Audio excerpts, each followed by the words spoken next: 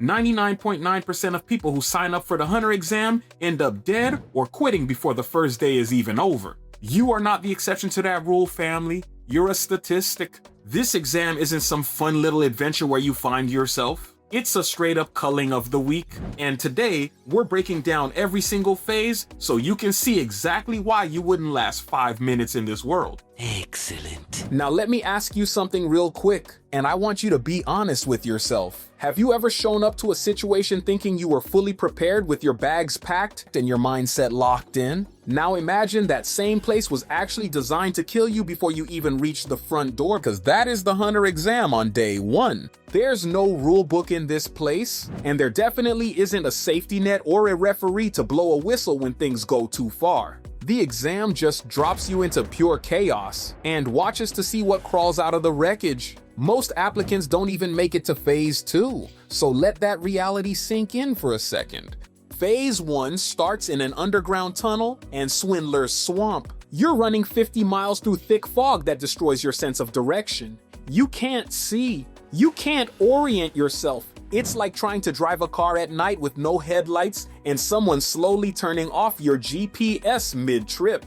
Your brain starts lying to you. Your legs start arguing with your brain, and the swamp doesn't care about either of them. Now here's something most people gloss over. The examiner for this phase is Mr. Satotes, and my boy never warns anybody about what's ahead. Not a single word.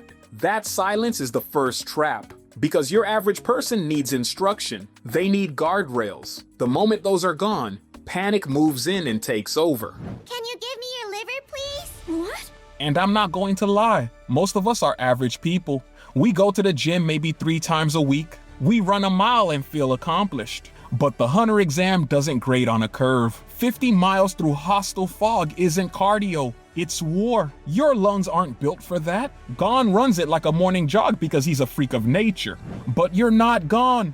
I'm not Gon. Nobody watching this is Gon. The swamp also has predators, creatures that treat the applicants like a free buffet. So while you're already lost, tired, mentally breaking down, something with teeth is also looking for you. The exam isn't testing your ability to hunt. It's hunting you first to see who's left standing.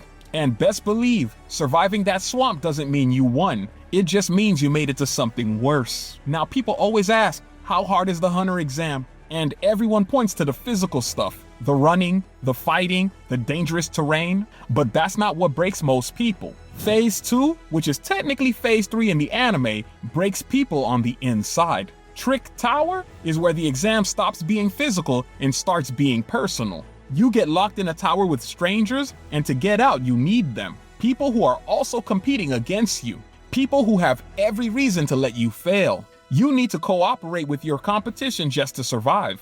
That's not a test of strength. That's a mirror held up to your worst instincts. Here's the real reason why so few people pass the Hunter exam. The exam is designed to eliminate people psychologically, not physically. Netero and the exam board aren't looking for strong people. Strong people are everywhere. They're actually looking for people who stay sharp when every comfort is stripped away. When trust is a weapon someone else is holding.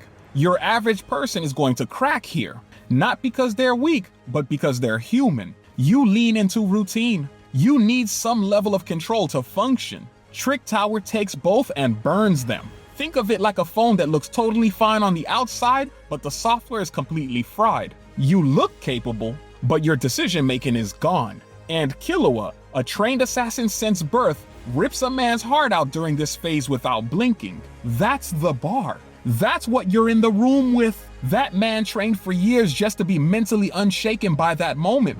You'd tap out long before it got there. Honestly, Trick Tower might be the most evil test ever designed in anime. Not because it's hard, because it's intimate. It finds the specific version of pressure that belongs to you personally, and then it applies exactly that.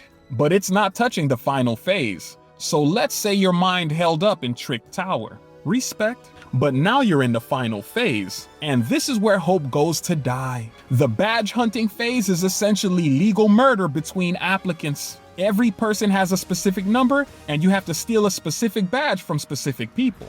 And the only rule is there are no rules. You can team up, you can betray, you can do whatever it takes. Most people call this a competition. It's not. It's a sanctioned hunt where you're both the hunter and the prey at the same time. Here's a question a lot of people search and never get a clean answer on. What actually happens if you fail the exam? The short answer? You go home, if you're still alive. There's no second place prize, no participation trophy. You either pass or you disappear back into the world like you were never there. And then there's Killua, raised inside one of the deadliest families on the planet, trained his whole life to kill without hesitation, and even he got disqualified. Not because he couldn't fight, but because of what his upbringing built inside his head. Even a weapon forged in fire hits a wall when the exam gets personal enough. That tells you everything about what this phase is really testing. Now, Gon passing this exam as a kid is the single most insane flex in all of shonen, and that's not debatable. Other kids his age are worried about homework, and he's out here passing a test that ends careers and lives. The only reason he survives is because he's always himself when he's under pressure. That's rare. That's not something you train for. You either have it or you don't. And something most fans miss, Netero didn't build parts of the exam to be fair. He built them to find people he personally found interesting.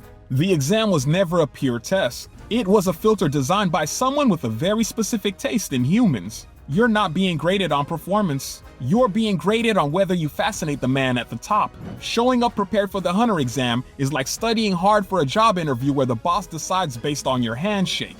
The criteria was never what you thought it was. The exam rewards people who are built different before they even walk in, not people who trained harder, not people who wanted it more, people who were already the thing the exam was looking for. But now I highly recommend you check out my top 10 fights from Hunter x Hunter versus One Piece by clicking on that video that just popped up, and I will see you on the next one.